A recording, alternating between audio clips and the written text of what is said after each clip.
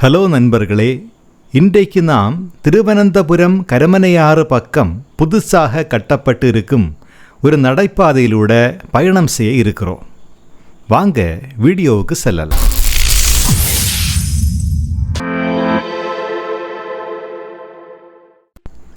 இதுதான் நாகர்கோவிலிருந்து திருவனந்தபுரம் போகிற ரோடு. அதில் கரமனையாறு பாலத்தின் பக்கத்திலேயே இந்த நடைபாதை அமைந்திருக்கிறது.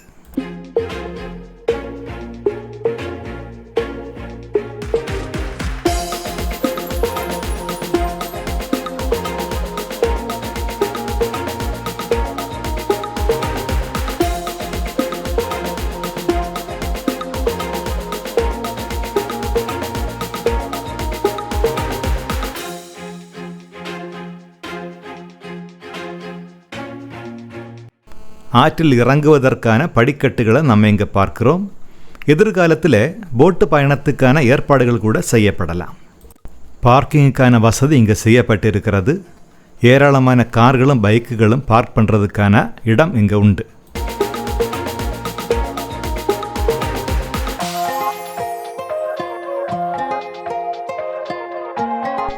அக்டோபர் மாதம் 29ஆம் தேதி இதனுடைய திறப்பு விழா நடந்தது. மேயர் உட்பட பல மந்திரிமார் அதில் கலந்து கொண்டாங்க. இந்த கேட்டுக்கு அந்த பக்கம் வாகனங்கள் செல்ல முடியாது. நல்ல கிரிப்புள்ள தரையோடுகள் பாகி இந்த நடைபாதை அமைச்சிருக்கிறாங்க.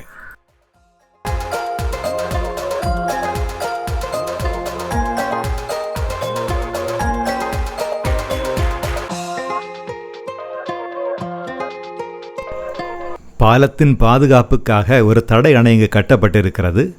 அது அருமையான காட்சி அளிக்கிறது.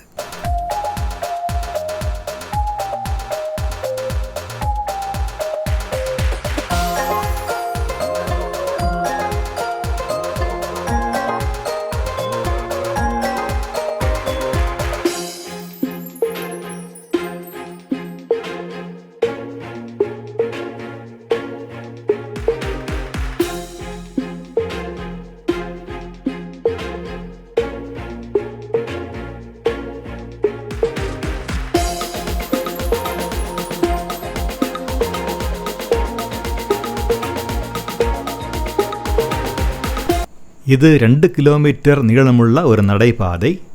இதன் இடது பக்கத்தில் சைக்கிள் சவாரிக்கான ஒரு ட்ராக்கு அமைக்கப்பட்டிருக்கிறது. வலது பக்கம் பார்த்தீங்கன்னா வெயிலும் மழையும் கொள்ளாமல் ஆறை ரசிப்பதற்கான ஏற்பாடுகள் செய்யப்பட்டிருக்கிறது.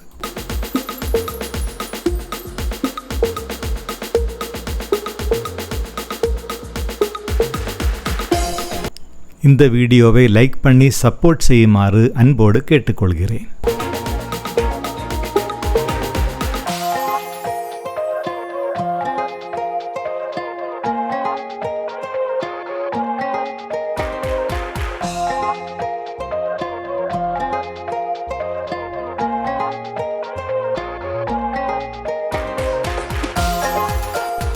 சில விளையாட்டு மையங்கள் இங்கு ஏற்படுத்தப்பட்டிருக்கிறது. இன்னும் அதிகமாக திறந்தவெளி உடற்பயிற்சி இடங்கள், குழந்தைகள் விளையாட்டு பகுதி, மூத்தவர்கள் மற்றும் உடல் இயலாமையுள்ளோருக்கு ஏற்ற வசதிகள் அவைகள் செய்ய வேண்டி இருக்கின்றன. தமிழகத்திலும் கூட ஆற்றோரமாகவும் ஏரிகளை சுற்றியும் இதே போன்ற நடைபாதைகளை அமைத்தால் அது மிகவும் பயனுள்ளதாக இருக்கும். ஏனென்றால் பரபரப்பான நம் வாழ்க்கையிலிருந்து கொஞ்சம் ஓய்வு பெறுவதற்கும் அதன் மூலமாக மனசுக்கு புத்துணர்ச்சி அடைவதற்கும் இந்த மாதிரிப்பட்ட ஏற்பாடுகள் உதவி செய்யும். உதாரணத்திற்கு குமரி மாவட்டத்தில் பழையார், தாமிரபரணி ஆர் இவைகளின் ஓரத்திலும் புத்தேரி, தேரூர் போன்ற ஏரிகளை சுற்றியும் வாக்வே அல்லது நடைபாதை அமைக்கலாம். அதனுடைய நன்மை என்னவென்று பார்க்கும்போது தண்ணீர் தடங்களை ஆக்கிரமிப்புகளிலிருந்து பாதுகாப்பதற்கு இது உதவும். மட்டுமல்ல, அவைகளின் பக்கத்தில் அம்யூஸ்மெண்ட் பார்க்குகள், ஷாப்பிங் காம்ப்ளெக்ஸ் போன்றவை ஸ்தாபித்து நல்ல வருமானத்தை உண்டு பண்ணுவதற்கும் உதவி செய்யும்.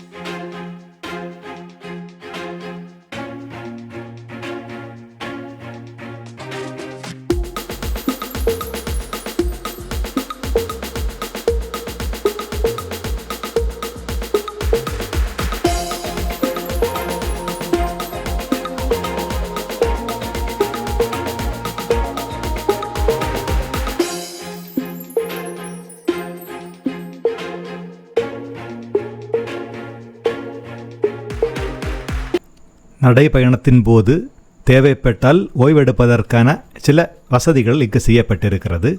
சில இருக்கைகளை நாம் இங்கு பார்க்கிறோம். இங்கு பொழுதை கழிப்பதற்கு காலை அல்லது மாலை நேரம் செல்வது சிறந்தது. தண்ணீர், தொப்பி இவைகளை கொண்டு வருவது நல்லது. அமைதியான நேரங்களில் செல்வது நல்ல அனுபவம் தரும்.